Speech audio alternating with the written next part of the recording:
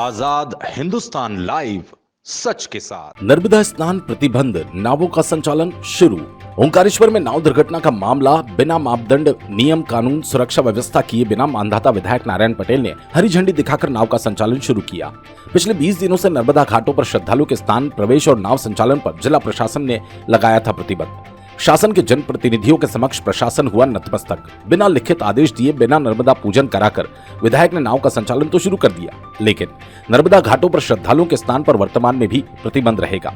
जिला प्रशासन से विधायक सांसद की चर्चा चल रही है। कुछ दिनों बाद सुरक्षा व्यवस्था के लिए नगर सेना के जवान रहेंगे तैनात। लेकिन सबसे बड़ा प्रश्न ये कि नाव में बैठने के लिए जब श्रद्धालु घाट पर पहुंचेगा तो स्वाभाविक है कि नर्मदा स्नान के लिए रुकेगा, और इस बीच अगर कोई दुर्घटना हो जाती है तो इसका जिम्मेदार कौन? नाविक संघ या प्रशासन? जब मीडिया ने पुनासा एसडीएम चंद्र सिंह सोलंकी से नाव संचालन पर कैमरे के सामने बोलने के लिए कहा तो उन्होंने इनकार करते हुए चल दिए। इसका मतलब यह है कि प्रशासन ने राजनीति के दबाव में मौन स्वीकृति दे दी है। अगर कोई हादसा होता है तो ऐसे में व्यवस्थाओं की जिम्मेदारी कौन लेगा? आगामी दिनों में श्रावण मास के चलते लाखों की संख्या में श्रद्धालुओं का आगमन होगा। ऐसे में व्यवस्थाओं की जिम्मेदारी, श्रद्धालुओं को सुरक्षा देने का जिम्मा कौन लेगा? या फिर होगी कोई दुर्घटना? ये आने वाले कुछ ही दिनों में सामने आ जाएगा। पुनासा एसडीएम प्रभारी एसडीओ पी, नगर परिषद सीएमओ मौके पर मौजूद रहे। शासन ने लिखित में आदेश दिया नहीं है। विधायक ने हरी झंडी दिखाकर नाव का संचालन शुरू करा दिया। आखिर में कोई दुर्घटना होती है तो इसका जिम्मेदार कौन रहेगा? ओंकारेश्वर से ललित दुबे की रिपोर्ट।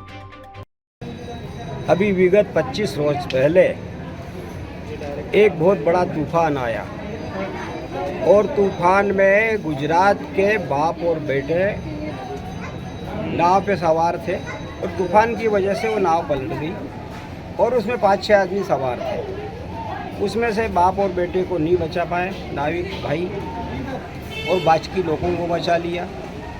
क्योंकि वो गुजरात के थे, पहले भी कुछ हादसे इस प्रकार से तूफान की वजह से, अन्य वजह से हुआ था। प्रशासन ने आनंद फानंद में निर्णय किया।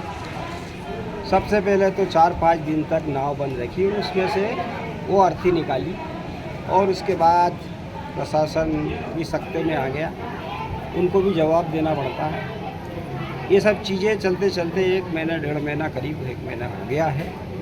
और कल हम कलेक्टर साहब से एक मीटिंग हुई, माननीय सांसद जी और मैं और हमारे नाविक संघ के सारे लोग थे, बड़ी संख्या में नाविक संघ के लोग थे, और निर्णय ये हुआ कि इस नाविकों के 5 घाट जो आते हैं उसमें कलेक्टर साहब कुछ बोले 2 घाट चालू होंगे, गौमुख घाट और ब्रह्म तीर्थ घाट।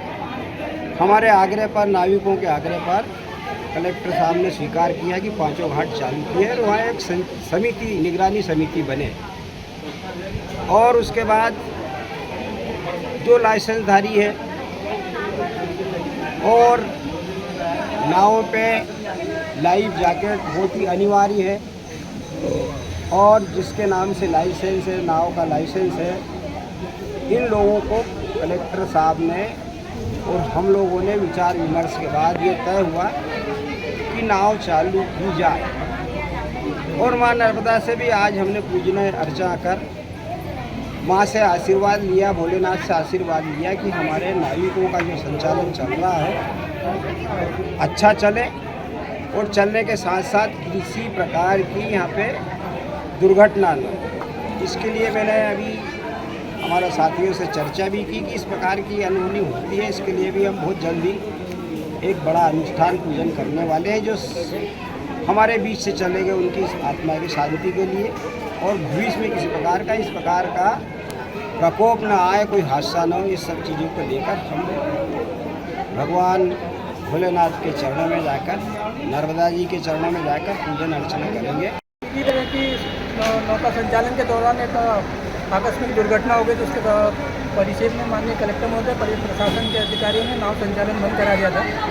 वर्तमान में जो नाव चालकों के द्वारा अनियमितता बरती जाती थी, उसमें जैकेट नहीं रहते, सेफ्टी पॉइंट का नहीं ध्यान रखा जाता था, 10 से अधिक यात्री बैठा जाते थे, उसकी जो नाव असंतुलित होने से दुर्घटना बंद हो जाती थी।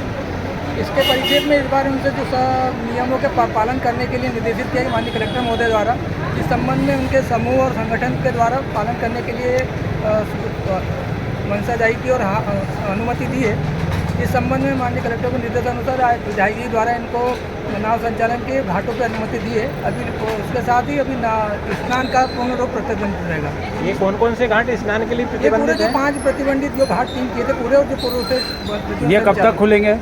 ये आज से चालू हो गए हैं, लेकिन स्नान अभी प्रतिबंधित रहेगा जब तक कि इसमें व्यवस्थित रूप से लोगों के वहाँ पे हमारी सुरक्षा गार्ड व्यवस्थित न हो जाए, जब तक ये स्नान तो प्रतिबंधित रहेगा। क्या आदेश मिल गए आपको नाव प्रारंभ आदेश करने के? में जो माननीय एसडीएम साहब ने वो सभी स्थल पे थे वरिष्ठ अधिकारी, उन्होंने आदेश दिए हैं और यहाँ से जाने के बाद विधिवत आदेश भी एसडीएम साहब जारी कर देंगे। नहीं हो वो नहीं करते, उनने अपने घाट बंद कर दिए। फूल बेचने वाले हैं जो है उस पर जो दुकानें छोटी छोटी दुकान लगा के बैठे हैं, उनका क्या होगा?